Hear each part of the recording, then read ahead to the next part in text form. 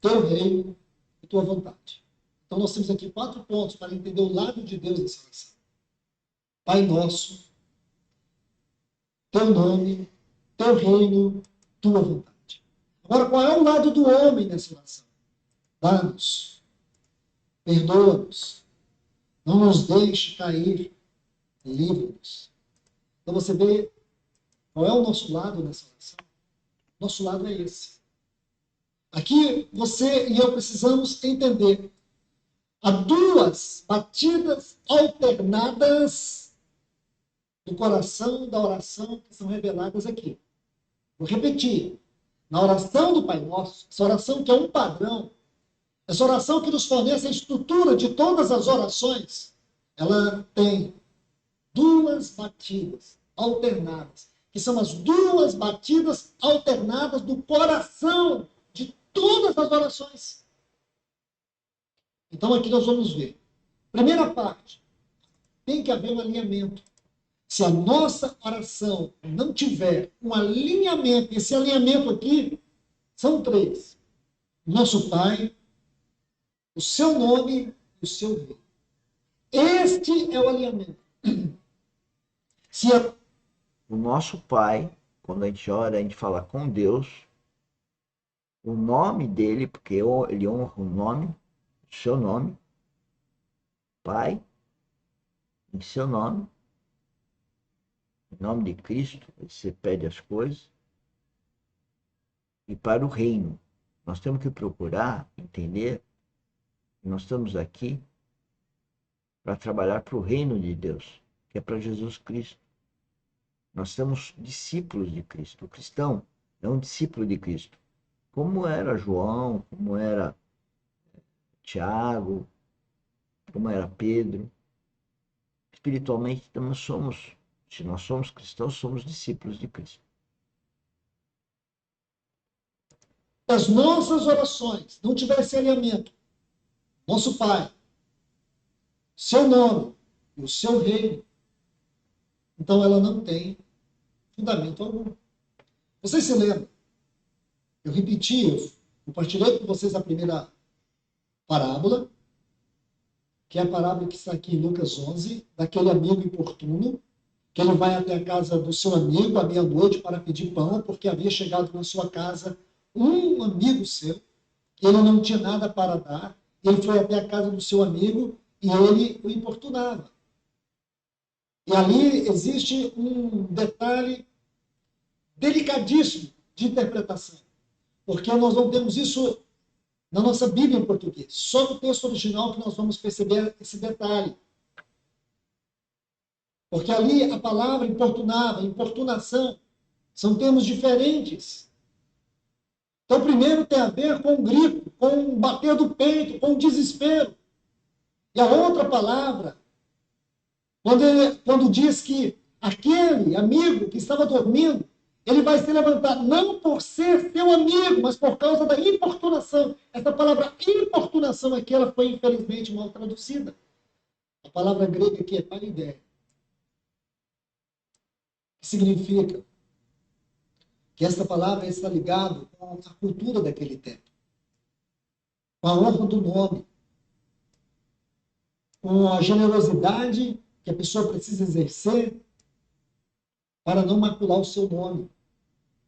Então, muito interessante quando você tem essa maravilhosa ferramenta que abre toda essa parábola. Porque Deus não está dizendo para nós importunar. Oração não é importunação. Isso é muito importante, irmãos. Porque as pessoas desavisadas que lêem esta parábola aqui, em Lucas capítulo 11, sobre a parábola do amigo importuno, esse título também não é uma inspiração divina. Elas vão achar que a oração é importunar Deus. Então, é melhor não importunar, porque a oração é coisa negativa. Oração é importunar Deus. Não é. Oração não é importunar. Que Jesus está dizendo que Deus compromete com a nossa oração por causa da honra do seu nome, que está ligado à oração do Pai Nosso. Entendeu? Eu entendo assim, que Deus honra o que fala. Deus honra o que está escrito na Bíblia. Lembrar que a Bíblia é um texto escrito, e aquele texto é logos, é uma palavra escrita, você lê. Agora tem a palavra viva, por isso que fala palavra. Quando fala palavra, é a revelação. É aquela palavra que se transforma direto no nosso consciente como uma verdade. Então nós não discutimos.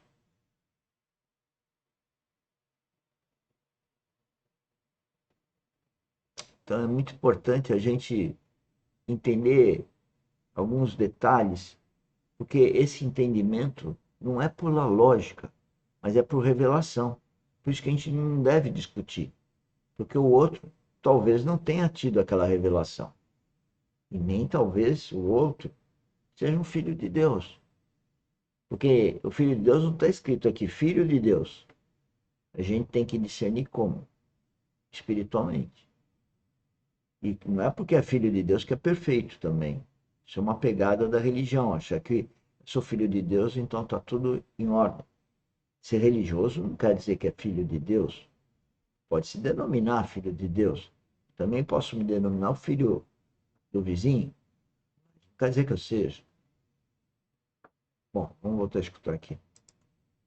E nós lemos, e não esqueça, eu vou repetir mais uma vez. Em Mateus capítulo 6, Jesus disse sobre aquilo que não devemos orar. Ele disse que nós não temos que orar pelo comer, não temos que orar pelo vestir, nós não temos que ficar ansiosos em não... Presta atenção.